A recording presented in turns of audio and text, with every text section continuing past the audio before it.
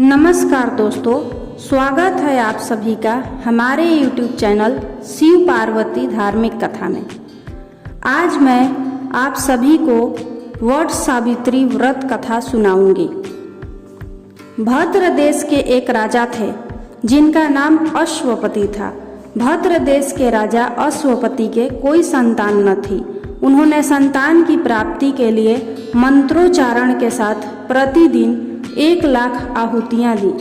18 वर्षों तक यह क्रम जारी रहा। इसके बाद सावित्री देवी ने प्रकट होकर वर दिया कि राजन, तुझे एक तेजस्वी कन्या पैदा होगी। सावित्री देवी की कृपा से जन्म लेने के कारण से कन्या का नाम सावित्री रखा गया। वह कन्या बड़ी होकर बेहद रूपवान हुई। योग्य वर न मिलने की वजह से सावित्री के पिता बहुत दुखी थे। उन्होंने कन्या को स्वयं वर तलाशने के लिए भेजा। सावित्री तपोवन में भटकने लगी। वहाँ साल व देश के राजा धूम्रसेन रहते थे, क्योंकि उनका राज्य किसी ने छीन लिया था। उनके पुत्र सत्यवान को देखकर सावित्री ने पति के रूप में उनका वरण किया। ऋषिराज नारद जी को जब यह बात पता चली तो वह राजा अश्वपति के पास पहुँचे और कहा कि हे राजन, यह क्या कर रहे हैं आप?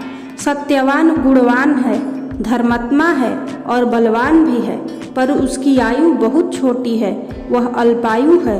1 वर्ष के बाद ही उसकी मृत्यु हो जाएगी। ऋषिराज नारद की बात सुनकर राजा अश्वपति घोर चिंता में डूब गए। सावित्री ने उनसे कारण पूछा तो राजा ने कहा, पुत्री, तुमने जिस राजकुमार को अपने वर के रूप में चुना है वह अल्पायु है। उसकी आयु बहुत कम है। तुम्हें किसी और को अपना जीवन साथी बनाना चाहिए। इस पर सावित्री ने कहा कि पिताजी, आर्य कन्याएं अपने पति का एक बार ही वरण करती हैं। राजा एक बार ही आज्ञा देता है और पंडित एक बार ही प्रतिज्ञा करते हैं और कन्यादान भी एक बार ही किया जाता है। सावित्री हट करने लगी और बोली, मैं सत्यवान से ही विवाह करूंगी।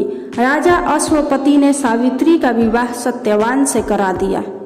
सावित्री अपने ससुराल पहुंचते ही सास ससुर की सेवा करने लगी। समय बीतता चला गया। नारद मुनि ने सावित्री को पहले ही सत्यवान की मृत्यु के दिन के बारे में बता दिया था। वह दिन जैसे जैसे करीब आने लगा, सावित्री अधीर होने लगी। उन्होंने 3 दिन पहले से ही उपवास शुरू कर दिया। नारद मुनि द्वारा कथित निश्चित तिथि पर पितरों का पूजन किया। हर दिन की तरह सत्यवान उस दिन भी लकड़ी काटने जंगल चले गए। साथ में सावित्री भी गई। जंगल में पहुंचकर सत्यवान लकड़ी काटने के लिए एक पेड़ पर चढ़ गए। तभी उसके सिर में तेज दर्द होने लगा। दर्द से व्याकुल सत्यवान पेड़ से नीचे उतर गए। सावित्री अपना भविष्य समझ गई। सत्यवान के सिर को गोद में रखकर सावित्री सत्यवान का सिर सहलाने लगी। तभी वहाँ यमराज आते दिखे। यमराज अपने साथ सत्यवान को ले जाने लगे। सावित्री भी उनके पीछे पीछे चल पड़ी। यमराज ने सावित्री को समझाने की कोशिश की कि यही विधि का विधान है, लेकिन सावित्री नहीं मानी। सावित्री की निष्ठा और पति परायणता को देखकर यमराज ने सावित्री से कहा कि हे देवी, तुम धन्य हो, तुम मुझसे कोई भी वरदान मांगो। तब सावित्री ने कहा कि मेरे सास ससुर वनवासी और अंधे हैं, उन्हें आप दिव्य ज्योति प्रदान करें। यमराज ने कहा, ऐसा ही होगा, जाओ, अब लौट जाओ।